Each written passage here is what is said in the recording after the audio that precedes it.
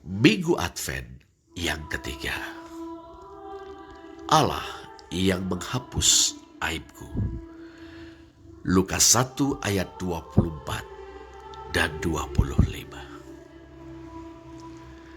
Sebagaimana Zakaria, suaminya itu, Elisabet adalah orang benar di hadapan Allah. Artinya, baik secara lahiriah maupun batiniah, mereka hidup menurut segala perintah dan ketetapan Tuhan dengan tidak bercacat. Lukas 1 ayat 6. Tetapi, sebagaimana kita ketahui, hingga lanjut usia, pasangan suami istri itu tidak mempunyai anak. Sebab musabab Elisabet mandul. Dalam pandangan masyarakatnya, kemandulan adalah suatu aib. Seorang istri yang tidak bisa hamil dan melahirkan dipandang hina atau memalukan. Masyarakat memandang sinis kepadanya. Entah sudah berapa puluh tahun Elisabet menanggung aib itu. Syukurlah Zakaria suaminya setia. Zakaria tidak membuatnya makin sesak dengan mengambil gundik, beristri lagi, atau menceraikannya. Padahal patriarki, struktur sosial yang menempatkan laki-laki sebagai penguasa, memberi hak kepada Zakaria, dan masyarakat menyetujuinya. Agama tidak melarangnya. Tetapi Zakaria tidak memanfaatkan kesempatan itu. Cinta dan kesetiaannya kepada Elisabet tidak goyah karena privilese atau hak istimewa yang diberikan oleh patriarki kepadanya. Zakaria adalah orang benar di hadapan Allah, saudara. Lahir dan batin seutuhnya. Ia tidak memanfaatkan agama untuk kepentingannya. Sikap Zakaria telah menjadi kekuatan tersendiri bagi Elisabet untuk bergumul dengan aib yang melekat padanya. Atau lebih tepat dilekatkan masyarakat kepadanya. Aku di sisimu, bersamamu menghadapi cibiran orang kepadamu.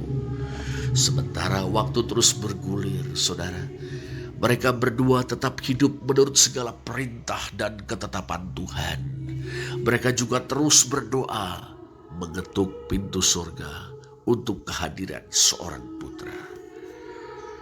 Sesuai dengan maksud dan rencananya, Allah mengabulkan doa mereka. Setelah hari-hari masa tungkas Zakaria di bait suci rampung, Elisabet mengandung. Perempuan itu menyambut kehamilan itu dengan penuh tanggung jawab. Ia tidak menampakkan diri di hadapan orang selama 5 bulan. Tujuannya tentu tak lain untuk menjaga janin yang ada dalam kandungannya dengan sebaik-baiknya. Ketika Allah menyatakan kemurahannya, memberikan karunia-Nya kepada kita, Ia berkenan bila kita menerima kemurahan atau karunia itu dengan penuh tanggung jawab. Bagi orang beriman, tanggung jawab adalah salah satu bahasa iman, syukur, dan pengharapan. Sangat menarik, saudara.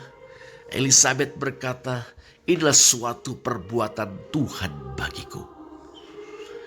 Atau boleh kita terjemahkan, inilah yang telah dilakukan atau diperbuat Tuhan kepadaku. Yutos boy, pepoyeken kurios. Yutos boy, pepoyeken kurios. Inilah yang telah dilakukan atau telah diperbuat Tuhan kepadaku. Elisabet memaknai bahwa kehamilannya berasal dari Tuhan. Suatu penyataan kuasa dan kemurahan hati Tuhan. Tuhan telah menjawab doa Elisabet dan suaminya dengan iya meski setelah sekian lama. tunggu. Seakan begitu jawab Tuhan kepada Elisabet dan Zakaria. Suatu jawaban yang mengharuskan mereka menanti dengan tekun karena berharap kepada Tuhan dan meyakini rencananya yang bijaksana. Tentu menanti di tengah cibiran bibir orang, menanti dengan rindu damba pengharapan. Akhirnya ketika waktu Tuhan tiba, kata tunggu menjadi iya. Dengan kehamilan yang disambutnya dengan rasa tanggung jawab yang besar itu, Elisabet tahu bahwa sekarang Allah berkenan menghapuskan aibku di depan orang. Epeden avelein onenosmu en anthropois. Kata yang diterjemahkan dengan berkenan adalah epeden, yang dapat diterjemahkan dengan telah memperhatikan. Ya saudara, Elisabet percaya bahwa selama ini Allah telah memperhatikannya. Elisabet mengerti bahwa saat dirinya bergulat dengan aib di tengah manusia, Allah dengan saksama mengamat-amatinya. Dan ia mendapati perempuan ini bersama Zakaria suaminya adalah orang-orang yang benar di hadapannya. Orang-orang yang tetap setia kepadanya kendati menghadapi pergumulan demi pergumulan. Pada akhirnya, setelah sekian lama, Allah menghapus aibnya sesuai dengan maksud dan rencananya. Mulai sekarang, orang tidak akan memandangnya dengan sinis atau mencibirkan bibir.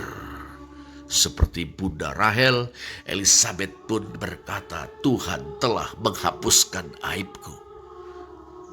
Perhatikanlah Kejadian 30 ayat 23. Saudara, di minggu Advent yang ketiga ini, mari kita teguhkan iman kita kepada Allah yang memperhatikan, mempedulikan pergumulan kita. Dialah Allah yang memiliki rencana sempurna dan menaruh kita di dalam rencananya.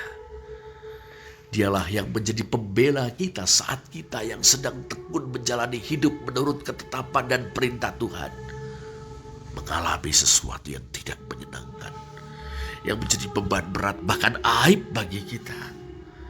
Karena itu saudara, teruslah berjalan dalam kebenaran dengan segala ketabahan dan ketekunan. Terpujilah Allah